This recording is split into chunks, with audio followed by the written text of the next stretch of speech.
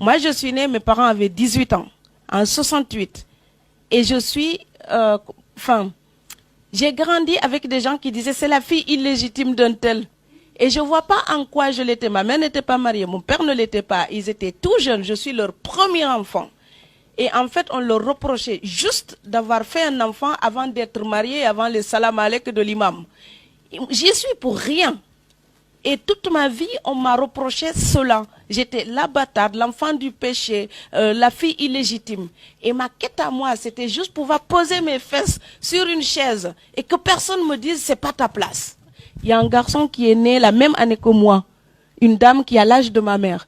Eh bien, son père a étouffé le bébé. Il n'est même pas allé en prison parce qu'à l'époque, on ne portait même pas plainte pour ça. Et moi, j'ai grandi avec l'ombre de ce garçon. Allez savoir si c'est pour ça que je suis célibataire.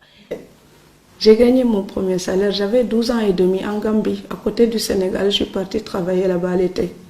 Et depuis, j'ai travaillé tout le temps pour mes études. Voilà. Des petits boulots au ménage, garder des enfants, piler du mil pour des gens qui payent, ou chercher l'eau à la fontaine publique. Marchande de poissons, j'achète du poisson au port de pêche de Mbour et puis je vends en porte-à-porte. Des cacahuètes, comme ici. J'ai fait des tas de petits boulots. Et puis c'est en 1994 que je suis venue en France et j'ai continué les études de lettres à Strasbourg.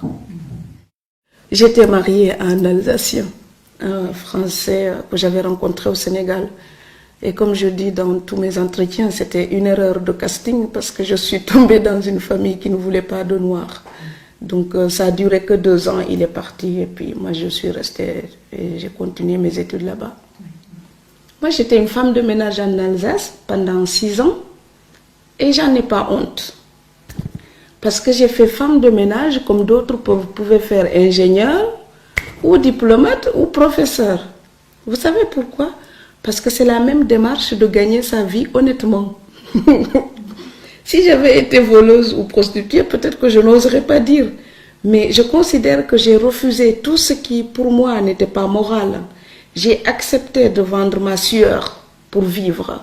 Donc, je ne dois rien à personne. Quand je suis femme de ménage ou quand je suis écrivain, je parle à tout le monde de la même manière, c'est-à-dire les yeux dans les yeux. Parce que être femme de ménage, ça me permettait de régler mes problèmes sans me quémander. Je ne voulais pas le RMI en France, le revenu minimum d'insertion. On donne aux pauvres, on les aide. Quand on a l'habitude de quémander, de dire merci, on finit par perdre sa dignité humaine. Il s'agissait pour moi de construire une vie qui est à moi et qui n'est pas seulement ce que les autres voulaient qu'elle soit ou ce que les autres en pensent. Donc c'était ça. Et c'est pour ça que j'ai accepté de venir et je pense que je ne suis pas une immigrée. Je suis une fille qui s'était mariée pour faire sa vie en Europe. C'est différent. Moi, j'écris parce que je suis partie uniquement sur le sentiment d'abandon et la notion de l'illégitimité. C'est fondateur chez moi. Et je me dois de vivre pour moi. Et je vais ouvrir ma gueule en permanence pour dire « je suis là ». Et dans le vent de l'Atlantique, je dis « j'écris pour dire et faire ». Tout ce que ma mère n'a pas osé dire et faire. Même une montagne, je peux la faire passer dans ma bouche. Il suffit juste de l'écrire et de réciter ça. Donc ma vie, on l'a rendue coupable et sale. Et c'est pour ça que dans le vent de l'Atlantique, la fille s'appelle Sally, S-A-L-I-E. C'est une gamine salie par la mentalité tordue des adultes. Et moi, mon écriture, ça répond à une chose qui est dans le vent de l'Atlantique. Partir. C'est avoir tous les courages pour aller naître de soi-même. Naître de soi étant la plus légitime des naissances. Et alors, j'essaie de naître de moi-même dans la réflexion, de bâtir une vie littéraire, une pensée où quelqu'un va habiter seulement dans le texte. Ce qui fait que quand j'écris et qu'un éditeur voudrait changer quelque chose, ben je vis ça comme une agression. Non pas parce que je me crois parfaite, mais c'est juste l'endroit où je me permets d'être enfin moi. Et on me dit, là aussi, tu n'as pas le droit d'être ceci. L'éditeur qui prend ce risque avec moi, il ne me publiera pas. Parce que je ne bouge pas une seule page. Donc voilà. C'est-à-dire quand les gens sont capables d'une certaine bêtise, ce n'est pas la peine de rectifier tout de suite. Il faut les laisser aller jusqu'au bout de leur bêtise. Quand ils cognent au mur, ils reviennent tout seuls et ils respectent Il y a dans le visage de l'emploi et puis Cunégonde à la bibliothèque, il y avait un patron, quand j'arrivais, il disait « Ah, Cunégonde est arrivé !» Et Cunégonde, c'est un personnage horrible de Candide de Voltaire.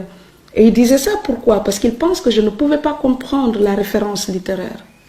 Et un jour, on s'est réellement croisés à la Bibliothèque nationale de Strasbourg. Et c'est seulement là qu'il a compris que je faisais des études de lettres et que quand il disait ces mauvaises choses, j'étais tout à fait capable de comprendre. Et ce jour-là, ce n'était pas moi qui étais l'idiote, c'était lui l'imbécile. Mais je préfère le rire. C'est que la colère, elle suffoque tout. La colère, elle étouffe les idées. L'humour, ça permet aux idées de s'ouvrir, de s'épanouir et d'aller jusqu'au bout. On peut sourire et réfléchir en même temps. Je préfère ce rire caustique, d'ailleurs, un peu comme dans Candide de Voltaire. C'est peut-être ça qui nous tient en vie, l'envie de faire quelque chose de mieux. Je ne parle pas d'une ambition déraisonnable, du genre je gravis des échelons. C'est pas ça, moi, ma quête. Ma quête, c'est une espèce de stabilité dans la marche. Juste avoir le plaisir d'être en vie, d'avoir le sentiment de vivre ce qu'on a envie de vivre et d'essayer de le faire du mieux que l'on peut. Mais la vie là, elle ne va pas me tromper. Je sais que même quand on est super entouré, avec une famille pléthorique, on est quand même fondamentalement seul dans la vie. Et dans mon histoire à moi, je pense que j'ai toujours été très seule. Mais vraiment, c'est un sentiment que je n'arrive pas à enlever. Même dans mes plus grandes joies, il y a un fond de mélancolie, comme pourrait dire Molière. Dans les grands moments de bonheur ou d'intense joie, il y a toujours le sentiment du malheur ou de la perte de quelque chose. Je sais ce que je n'ai pas eu. Et ça, le succès ne peut pas me l'enlever et ne peut pas me le donner.